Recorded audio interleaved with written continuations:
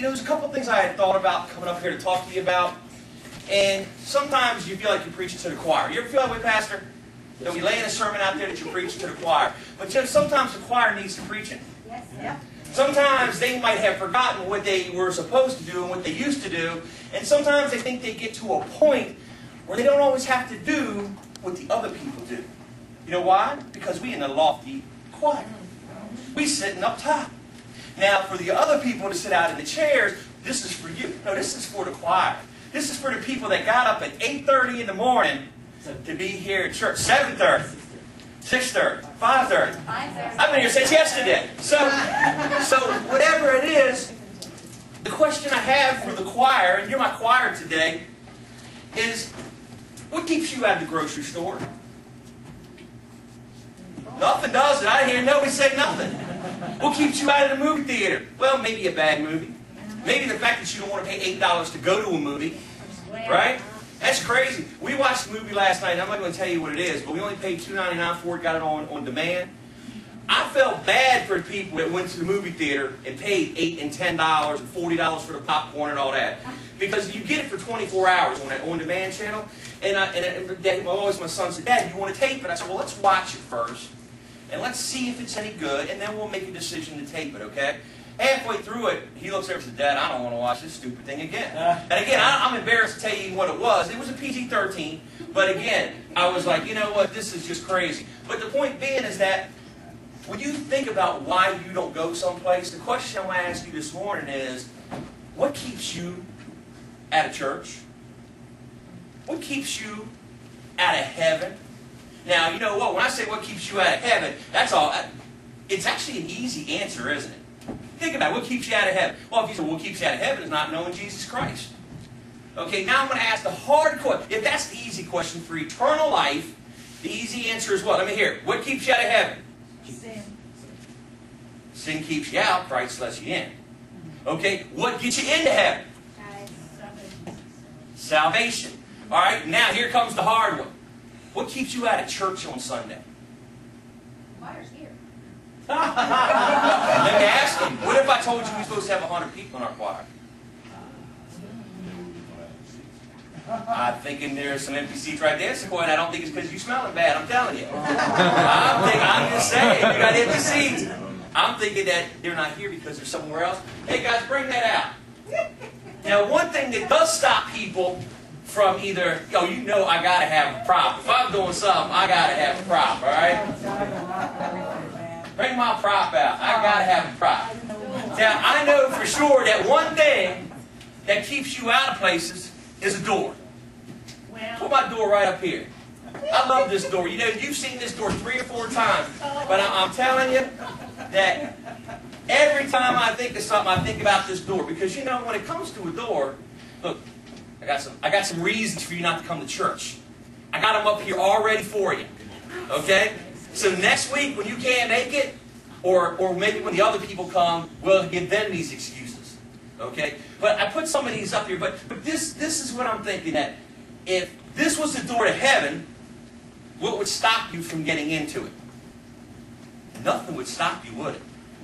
Because the alternative would be hell. He won't like it, Mike won't like it, Pastor won't like it. Why are you touching that? I just had that in my hand. Why do we as people, it's kind of like this, is that I don't want you to have what I don't want. Does that make sense? Yep. So that's what I'm talking about when we're talking about Jesus, is that basically, I don't have Jesus. I do have Jesus. I'm talking figure of speech. I don't have Jesus, so that means what? I don't want you to have it. I don't want you to have something I don't have, and I don't want it, so you can't have it. Yeah, that's true. That's true, isn't it? Yep. I got so much stuff in my house I don't want, but I just didn't want somebody else to have it. And then I'll sell it at a yard sale before you buy it. I'll buy it back from you. I don't know why that is, but it's true. It's crazy, but it's true. People are something that way. So when they see that you have Jesus, but they don't want Jesus, they don't want you to have Jesus. So I'm going to give you something that takes you away from Jesus. I'm going to call you Sunday morning when you're all dressed ready to go and give you a not better deal, a secular deal. You see what I'm saying? I'm going to give you a secular deal that I'm going to take care of everything just so you don't come through the doors of church. Man, let me get moving here because you know what? I only have been on the first page. I got 5 more left. All right? Let me tell you, another thing they want to do is that they don't want you to be a Christian. Another way to close the door is they're going to persecute you, aren't they? They're going to give you a hard way to go, aren't they? So not only am I going to give you a hard time, not only am I going to talk bad about you, not only am I saying I don't want you to have what I don't have because you have it and I don't want it, but now that you have it, I'm going to persecute you because of it. No matter what it is, Old Testament, New Testament, Luke 18:15. Now you think about this as I read it. These are little kids. Now remember what we're talking about? We're talking about people in the church keeping you out of the church. Now imagine we got to the church, we're looking for a blessing, and then one of the elders come over and say, "Hey parents." Says one day some of the parents brought their little children to Jesus so he could touch them and bless them. You know, I don't know about you, but I stand in a line 4 million miles long knowing that Jesus was the end of it and he was going to touch and bless my children. And it says here, but when the disciples saw this, they scolded the parents for bothering them. Now, think about that for a second. These are the disciples. Have they not seen what Jesus will do?